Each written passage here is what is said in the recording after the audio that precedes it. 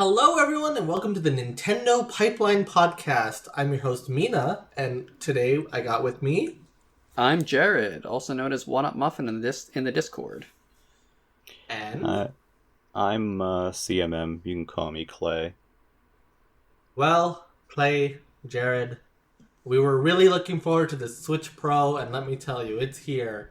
And it's everything we ever dreamed of, right? Yes! Yep, sure is. DLSS. Tell us about it. Yeah, okay. So, I'm sure as you know by now, there is no Switch Pro. There is a new model coming October 8th, alongside Metroid Dread. Hey. Awesome. It is the Nintendo Switch, in parentheses, OLED model. And as the name implies, it is a Nintendo Switch with OLED. So, not much to it, you know? There's other few things here and there that we may as well get through. So, it's an OLED screen, it's a bigger screen, it's a 7-inch screen now. A vibrant 7-inch OLED screen is how Nintendo describes it. With vivid colors and sharp contrast. It's also got, I would say one of the bigger new upgrades is the kickstand. Instead of that flimsy little thing that would just pop right off on the original, it's this wide, if you've ever seen a Surface tablet, very similar to that, right? Yep.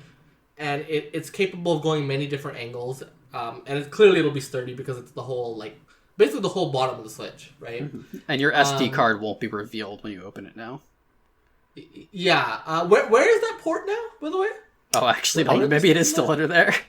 Yeah, I think it is. Oh, no. Okay, so... I have to look at the video. The same. But I didn't see where they put the SD card slot, but yeah. And then we have also on the tablet itself, there's better speakers, right? Which I don't know if anyone was asking for that, but hey, why not, right? Yeah. And then there's 64 gigs of internal storage instead of the 32 gigs that was on the original model. Double the storage.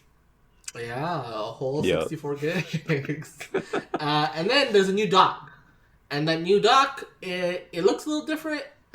It is basically has the exact same functionality, except they replaced one of the USB ports on the back with a Ethernet cable.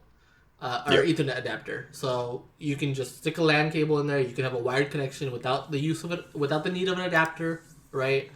There's just a straight up LAN port on the dock now. So let's talk about this upgrade. Cleared. Oh, and then hey, the biggest thing. It's $350. Yeah. Which honestly, let's start with that. Bit of a sticker shock, huh? I was not expecting. Well, see, we all expected a Switch Pro to be more expensive, right? Right. But the fact that this is not a Pro, that this is it's the same hardware, but just more premium features for $50 more. It's this could have probably been a $299 model. You know, I would bet that they would make profit at $299. It feels like a cash grab, and that they'll lower the price once the original Switch model is out of stock, and then this will become the 300 one. Yeah, I feel like they're just gonna phase out the original. I don't think they'll make more, especially if they got a ton of these OLED screens. They'll let the other screens phase out, and then they'll just plug all these in there. Yeah, I buy that, honestly. That makes sense. I mean, and I guess part of it, it's weird that it's not being replaced, but I guess it makes sense with the chip shortage, and they're selling out everything that they can. They probably don't even have the stock to just fully replace it yet, right? But I don't know. It's just $350 is so weird to me. You know? It is very strange, especially for $350. 64 gigs of storage is so sad. It's pitiful. It should be at least $256. You can't even really fit the mainstay first party games on that 64 gigs, you know? No. Yeah, I feel like it's a bit weird because it feels like it is kind of ready to simply replace the original model. And I do think that will happen, eventually, once stock of the original model is gone, or the 2019 model, I should say, is gone. I don't know if they would then slot this model into the old price point or not. I don't know if they're like going with it like a higher price point at launch, and then we'll kind of just wait until the original model's kind of gone and then kind of cut it to fit the $299. It doesn't really make sense to me to have that's what a $199 model, a 300 model, and a 350 model, especially when there's not much different between the 300 and 350 models. Yeah, I would say the price kind of feels like with like the price switching, like the Xbox One X was $500 when it launched, and then the Series X came out for $500. And the Xbox One X, I forget if they just phased it out or if they just lowered the price. They just phased that thing out. Yeah, that like the One X just disappeared one day. Just vanished. But they were okay with putting it into the same price point for a better price. Yeah. For sure. And Nintendo has a history of that, right? The new 3DS the new 3DS XL came in at the exact same price that the 3DS XL was, $199. And they just, they didn't cut the price of the 3DS XL, it just disappeared. It just went away. That's why I'm kind of curious which way this one is going to go, because I would have imagined like them slotting it into $299 and then the original model, going away. And at the worst, maybe like cutting the original model's price by a little bit. But this version is slightly more premium, coming in higher, and if you remove the original model, $299 is such a great price point for Switch. It feels very strange if the only dockable model remaining is $349. And it would also be strange. Like I feel like they couldn't place it at $299 and lower the price of the regular Switch, because then it would be too close to the Switch Lite price, and then there's no reason to get the Lite. You could also cut the price. I mean, well, here's the thing, right? Is that this system is 4 years old, or more than 4 years old, right? Yeah. But we're going in on 5. Nintendo's probably making a lot of money per system sold, right? Yeah. So I would bet there's room to cut the price on all of these models. But at the same time, it's like, well, okay, in that same breath, I just said how well it's selling, right? Like, there's not really a reason to. They don't have a reason. Yeah, they really don't. It's like, why would you limit yourself to lowering to $249 and put this at $299 when you could get away with, keeping the original model, or even if they refreshed it. Oh, speaking of the 2019 model, though, by the way, I guess another upgrade, if you have a launch Switch, you do get the battery life from the 2019 revision as well. Yes, right. It is a little disappointing that this newer model doesn't feature any battery life improvements. But it's definitely if you have a launch, like I have a launch model. I will say the better battery life from the 2019 model, you wouldn't think it makes a difference, but oh man, it really that couple extra hours, it does you a lot. It also kind of makes sense that the battery life is the same. I mean, it's kind of good it's the same, because it's a bigger screen and an OLED, which takes more power. Yeah, because if it's the same chip, I'm kind of curious how they got the battery life the same, right? Because I would imagine to power up a 7-inch screen that's an OLED at that would take more, but I don't know. I don't know what kind of magic they're pulling off. It's worth mentioning it's the exact same battery. Wow. Like they didn't get put in a larger battery to counter, having an OLED. It's just the same battery. So I am curious about that. The body seems essentially the same, right? Like the body of the Switch, like it like mostly. I'm sure there's some minor differences. Obviously, the kickstand's a big difference. The fact that there's smaller bezels is a difference. Yeah, but I noticed like the Joy-Cons fit exactly the same way that they did before. Right? Yeah, and I did notice on the top, the power button is actually a little bit different. Slightly bigger. Still recessed. But it's like a square now, as opposed to like a circle. Weird. Okay, that's interesting. I want to have one correction. When I said earlier that they couldn't lower the price of the Switch model, for some reason I thought the Lite was $250 and it's $200, so they could have easily lowered the price of the $299 one. yeah. The Lite's $199, and so like, I went in thinking, okay, I thought the Switch Pro was gonna be $350, which I thought it would be, all these upgrades we got, but also like, better processor or whatever, right? Yep. But then I thought the base would go to $250, and I thought the Lite would go to $180. Again, no reason to drop it because this thing is selling like hotcakes. Yeah. Yeah. But I guess what I really want to get to here with this OLED model, who is this for? I think that's the kind of thing I'm struggling with, right? Because this doesn't really seem like something that like early adopters are like gonna rush out to buy, right? We're the early adopters, and all of us are kind of like, eh. Yeah, right? it's such a strange product. Like, all of the main features of it are for portable play, but then why is it not like a Lite Pro or like a Lite OLED? And then the only feature that would help TV players at all is the LAN port. So it just seems like a weird mismatch of features. Yeah, it's like all the improvements are for handheld mode, which I get to an extent. I would bet they have data showing that handheld mode gets the most use out of anything, right? I 100% buy that, right? Mm-hmm. And so it makes sense to tailor this around that, but without the games running better, without that better performance, it's like I cannot see early adopters wanting to trade their Switch in for this one.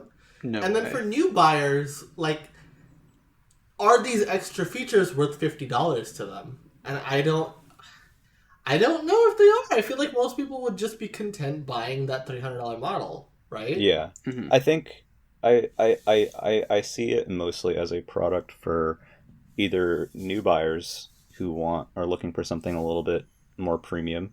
And again, you could argue in regards to if that is worth the additional 50 or if that is going to, sell on the virtue of that extra 50. And I also think it could be compelling for people who have just a Lite as an upgrade. Mm-hmm. Could be. I do think it is nice that they looked and kind of fixed a lot of quality of life stuff. Like, the kickstand was a very common complaint. Oh yeah. I know some people were kind of gung-ho for a nicer screen. I thought the regular screen was fine, but that's just me, I guess. But you certainly won't say no to an even nicer one, right? No, yeah. I'm certainly not going to say no to a better one. And there's some stuff there like sound, which I honestly don't know if anyone was asking for. I don't think anyone sound. I've never noticed the sound being like anything atrocious. Yeah. Right. Yeah. But hey, I'll take it, I guess. And right? I'd have to hear the LAN port on the dock is also very nice, although it does suck that we lose a USB port for it. Yeah, I already have the two can USB to Ethernet things, so this does nothing for me. Yeah. And can we be honest, like, how many people is that really affecting? You know what I mean? Like, I don't know how many people are like, I need a LAN adapter connected to the dock. I need a direct port. Because, yeah, it's nice to have that option, but genuinely, like, I don't know how many people are like that hardcore about I need wired. No. Well, I know so many people won't use it anyway. There are, I would say, like anything else, yeah. There is a group of people that would strongly prefer to have a wired internet option, and I know that, like, at the very least, that group has been pretty vocal since the launch of the original model that they were disappointed that there wasn't a LAN adapter or like an Ethernet connector in the dock. So I think it's good and nice that they have included one now. I just wish maybe they added like another USB port on the side or something to make up for that loss. Yeah, absolutely. I do like the look of it, and I'm curious it looks inside very nice. if it's a little less like scary scratchy. I like the rounded corners a lot of the new dock. I think it looks slick. Yeah, it looks really nice. Yeah, I'm hoping like none of the issues from the original dock are present. Because the original dock, admittedly, also was kind of flimsy and like felt and looked really cheap. You know, this one does look more premium, and I do appreciate that a lot. Yeah, and it is nice that they are, like the original dock, they will be making it and the black version of the dock purchasable separately, and that they work on both models. So, that is nice. Yeah. If you are looking for, if you just detest the dock or you want an additional dock, being able to get one with that is nice. Yeah, being able to so Ethernet not being behind a $350 purchase is nice, I guess. Yeah. Yeah. The So other honestly, thing, the docks are so expensive that it's like you may as well, that's true. Trade in your Switch and get this one. I don't know, but the other thing, there's two minor things I'd like to mention too. The first off is that the dimensions are almost the same, but it is slightly longer by 0.1 inches, and they've mentioned that it may not perfectly fit with the Labo stuff. So if that is of value certain for Labo you, things might not work, like VR. But honestly, you think anyone in the market for this thing is like a Labo? No, nobody will. No, I don't think so. I think it's good to keep in mind if you enjoy that stuff and you're looking to upgrade. Yeah, definitely works. But yeah, I mean, it's mentioning it's a little disappointing that it isn't, exactly the same size, but it seems pretty much almost the same size. I'm more wondering about like the flip grip in particular. Oh, good question. Because some accessories where the stuff lines up, and it is slightly longer. It's good that it's not wider, because then that would be that. But so it'll fit in it. It'll just be slightly like 0.1 inches higher, I guess. I'm kind of curious how that's gonna play out. I have a question. And the other thing. Oh, wait, go on. Sorry. Oh, sorry.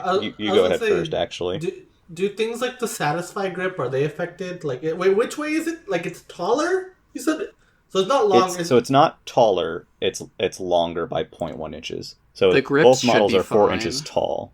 Yeah. But yeah, it is 0.1 inches longer. So I'm kind of curious to see how that plays out. And the other thing, which I think is probably the most, I mean, I'll just say it. So they mentioned that the Joy-Cons are exactly the same, unless there's some sort of silent revision going on in those that, if there was, they would never admit to just fixing drift. They would never say. Oh no, they would never say that. Hey, we fixed this like awful design flaw. I get the sense that they will be identical. I don't really see that being revised. Like, if it wasn't revised by now silently, I don't it see feels it like being one of those revised. things that could have just been fixed by now, and it clearly hasn't been. Yeah, right? That is just, I don't see that. I mean, but fingers crossed, right? Yeah, I mean, I guess worth noting, we didn't even mention there's white Joy-Cons. The base I really like the option. look. White.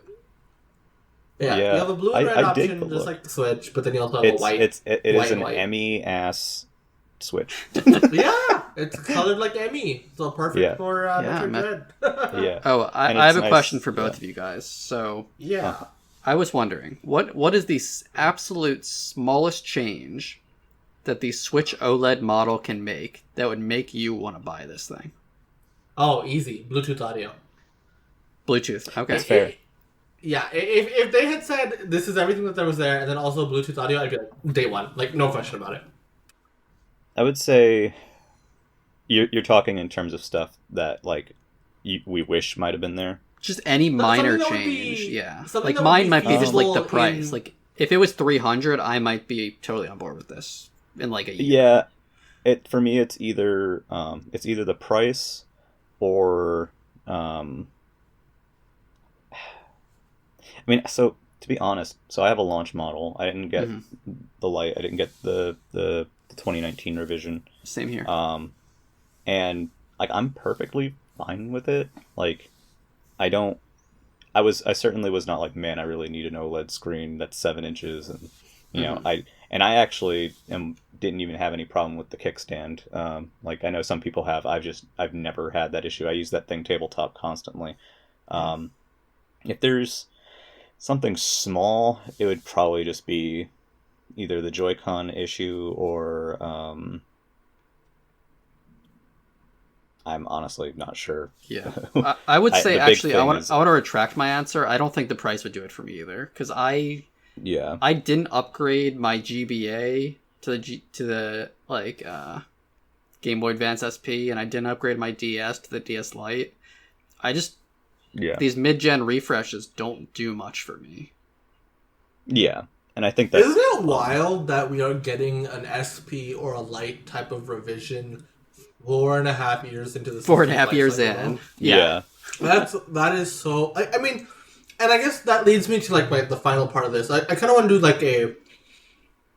There's going to be a lot of baseless speculation, so look forward to that. I want to talk about what do you guys think this model means for the Switch's life cycle. Because obviously, going in, we expected something that had better processing capabilities, right? Which meant maybe more games could be ported to it, and definitely would have elongated the life cycle of the Switch, right? Mm-hmm. So, first of all, let's start with the simple question. Do you still believe a Switch Pro is coming? I believe in a Switch 2. Yeah, I believe... Okay. My belief right now is that some kind of wires were crossed for the reporting, and that perhaps this model got conflated with information on an actual successor. Yeah. I know that's kind of a prevailing theory going around. I don't know if I would be like, yeah, that's definitely it, but like... you could see it. I could see sense. it. I personally, and maybe this is wild, but I don't like... So this model is mostly just kind of a quality of life improvement thing, and I do still think it'll eventually replace the regular model. I don't think that, like, I don't really think that the Switch's life cycle would have been that much in danger without this thing.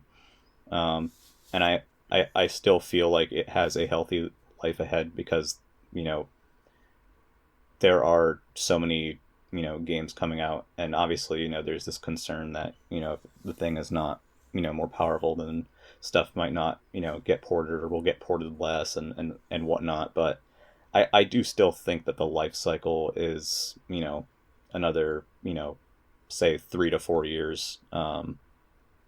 So I guess what I'm saying is it doesn't really matter. It obviously helps for keeping consistent hardware sales because it's a new model, but otherwise I think it's just going to continue on mostly the same trajectory. Mm-hmm. I think 2023 we get either a Switch 2 or some kind of actual hardware upgrade. I think this definitely pushes them through 2022. And yeah, I definitely don't see anything next year, right? No. I definitely don't see a new model next year, but I could definitely see one in 2023 or so. Whether that's a successor or a revision or both, like, I don't know. You know, who knows, right? Imagine if we get a mid-gen refresh 7 years into the console's lifespan. That's the crazy thing, right? You could kind of see it with the Switch, right? Yeah. Because, I mean... It should be noted, like I've alluded to its success many times in this podcast, but like we are going to have 3 and probably 4 straight years in a row where in a single year it does more than the PS4's peak year. You know, the momentum of the Switch is not dying. Like, in fact, it's accelerating it somehow, right? Yeah. I mean, obviously that's somehow being COVID probably, but you know. We are going into this fiscal year. They're going to at least ship 25 million units, you know? Even if there's big declines next year, that's going to be another year with above 20 million units, you know? Wow. We have not seen a performance of a system like this, right? To have 4 consecutive years where you're doing more than 20 million units is ridiculous. Again, the PS4 is a very successful system. It had 1 year where it did 20 exactly. Yeah. And the Switch is going to have 4 years where it blows past that, right? Yeah. I mean, and this is a console with worse graphics, no 4K. Like, they don't need this stuff. Nintendo has it set. No, and I think that's the thing that people are making the mistake of is assuming that no Switch Pro means that the momentum is slowing because there's just no sign of that. There's no actual proof that that's happening, right? Yeah, I would agree. Yeah, I think it's silly to think, well, this revision is here now, and now everything's just kind of gonna go downhill from there. No, I think it's, no, I've said this for a long time, but people, you begrudgingly buy hardware so you can play games on it, or that you can play games better on it. And a lot of people have this system already, and really what you're buying the box to get to the games, and the games keep coming, and they are performing very well over a long period of time, and they are constant. The story of Switch's life cycle isn't really hardware based to me. It's about the library and how that continues to grow. So no, I don't really see this idea that suddenly this thing's going to collapse off of a cliff or something because the revision is just like a DS to DS Lite revision. I think that's silly. Yeah. I guess one last thing about the successor and when you think it's going to be, whether that's a Pro or like a 2, right? I think the thing that confuses me most about this, because this is a premium product, right? Yeah. And you could say, oh, okay, maybe that means like we get a Switch 2 in 2 years or whatever, right? But next year, we are getting a brand new Zelda game. We're getting a Splatoon game. We're getting a Pokemon game. I would be very surprised if the Mario team did not have something ready next year, right? Same for Kirby. Same for a lot of their tentpole franchises are hitting next year, right? Yeah, that's a massive year. That's the year we all would have thought a successor or a Pro would happen. Well, yeah. And so when you think about all the big teams that are putting out games in the next year, right? And these are, and especially with Zelda, right? When Zelda puts out a game, you're not getting another Zelda for another 5 years minimum. Yeah. Right? So I can't even see what a successor would launch with necessarily because so many of their heavy hitters are coming out next year. Yeah, well, I think that's very odd. I think that's kind the of what intention. puzzles me about the idea that a successor would come imminently. Yeah, I don't see it being imminent at all. I do think still that, with the slate that they've shown for this year and going into next year, and you see a lot of stuff from the beginning of the life cycle, getting major sequels and stuff like that. I do believe that is very intentional, and that it is being done to extend, the life cycle of this system. Yeah. So no, I don't see a successor until I personally, my brain is personally screaming 2024 to me, but 2023 at the earliest. It's certainly not imminent. And I think they are making great pains to continue to grow the value of the library, and kind of just keep on building with what they've got. And the OLED model gets duplicate buyers. It gets, if you want a second Switch, you'll probably get that one.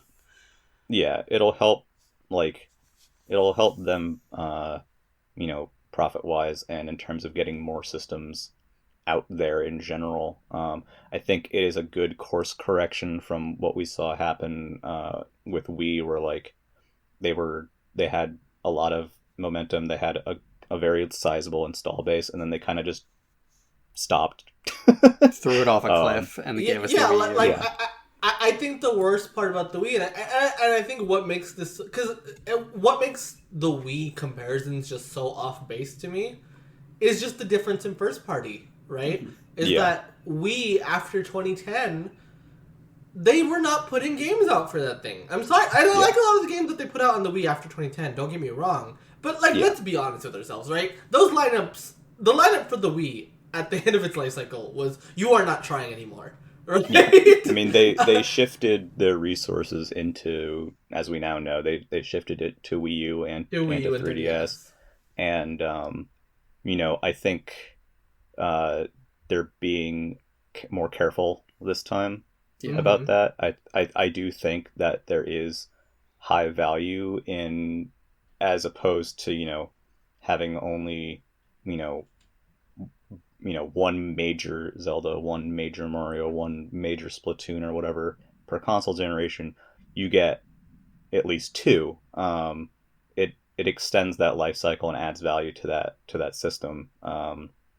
So I mean, like, I cannot see Nintendo putting out a brand new Zelda and a brand new Splatoon and think, oh, the system is about to taper off, right? yeah, Like, they're like not. Yeah, we've no, seen. we know how this goes, right? We Yeah, know we've can seen, tell when a Nintendo system is about to be replaced.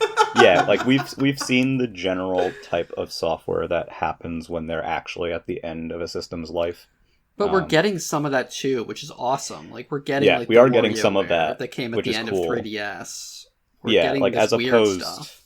as opposed to like saving some of that stuff for like the waning days. Yeah. They're kind of putting it in now while also preparing for like major stuff like around awesome. the corner, which is great. I mean, think that is very good. Honestly, for me, this is the most exciting time in the Switch's life cycle, right? Because we are seeing an unprecedented thing for a Nintendo system, right? To last this long. And what we're seeing is Nintendo put all sorts of software, whether that's big games like Breath of the Wild and Splatoon, but also small games like WarioWare and Advance Wars, right? Like, I mean, this is kind of the promise of that, like, oh, like, all their teams are on one platform now, right? Like, I feel like we're finally truly getting to that promise. And it's just exciting. And that's why I'm like, Switch Pro or not, as long as the Switch keeps getting games, I'm excited, you know? Yeah. Would I love a Switch Pro? Of course. Absolutely. Don't get me wrong, right? But ultimately, as long as we are getting games for the system, I'm content, personally. Yeah, I mean, there's no sign of, support dropping off a cliff from anyone, certainly not like first party. And even third party still does great on there. Yeah. The indies are still selling. I mean, indies are not going anywhere. Smaller third party stuff like AA and stuff. Yeah, like it's good to see that at this stage in the life cycle that major content is still being released and doesn't appear to be stopping. That's the main concern that I've had in terms of like, this point in the life cycle. It's good that they're not content to kind of just dump this install base off a cliff, to reset again. I am curious when we do get to that point where there's an actual, successor, how that transition is handled. But, for right now, there's still value in buying, one of these systems now if you don't have one. And if you do have one, you are rest assured that you're going to be getting tons of content over the next, year or so, at the very least. This is pure speculation. This isn't even speculation. This is what I think would be smart, is to still do a Pro before a 2, just to keep that initial Switch base on for a while.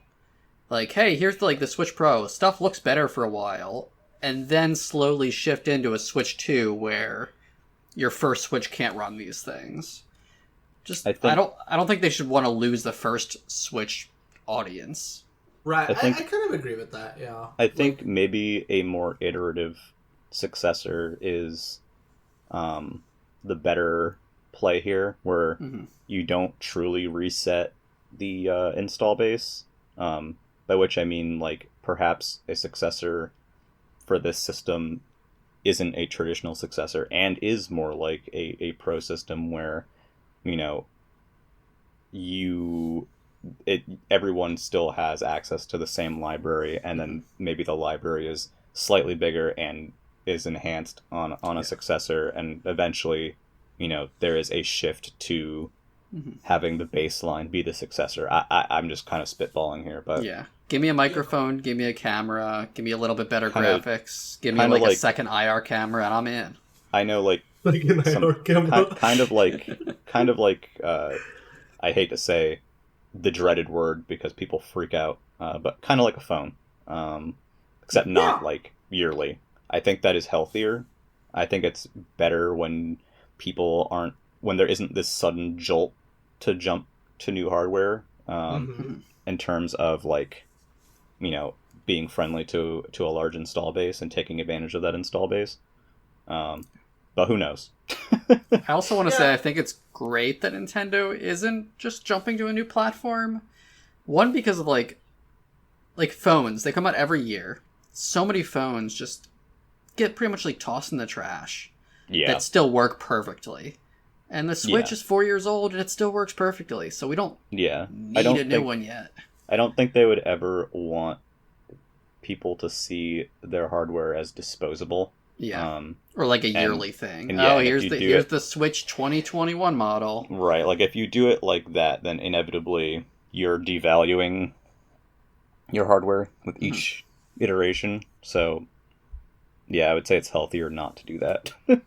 And at least as a customer, it feels better to that, like when you do decide to invest in a hardware, that it's not going to be like, you know, done in a year and then you're like, ah, crap, I wish I just waited, you know, X amount of time. Mm-hmm. Yep. Yeah, and I think that's kind of where we're all at. We want to see like upgrades, but not like phone level like every year. But you know, still keep the main idea, right? Well, that about covers our little Switch OLED talk. Cool model, I guess. Weird model. Cool model, not for me, but I think a lot of people will still enjoy it. Not really what we wanted, but no. Hey. If you like listening to this podcast, though, we want to thank you for listening, number one. And number two, you can find us on Stitcher. You can find us on Spotify, right? Yep, Spotify, Apple Podcasts, Google Podcasts. Yeah, the whole shebang. Wherever you can find a podcast. And YouTube, yeah. We also have a website where we post episode links. It's nintendoera.wordpress.com. Yep. That's the place. We have and sometimes we have contributor articles from people on our Discord, etc. Mm-hmm. And there's a link to the Discord on the website, so give us a join. Join the Discord. If for some reason you're listening to this and not already in there, you know, join us. We are a thriving community. I love to talk about Nintendo pretty much every day. No, every day, right? Yeah, every single day. Every single day, baby. It does not slow down. So yeah, join up. We'd love to have you. And also, you know what? We'd love feedback. You know, let us know what you think. You know, does the podcast go too long, too short? You think it's perfect? Do you want us to talk about different types of whatever? Just let us know. Let us know what you think. But otherwise, again, I want to thank you for listening, and we will see you next week.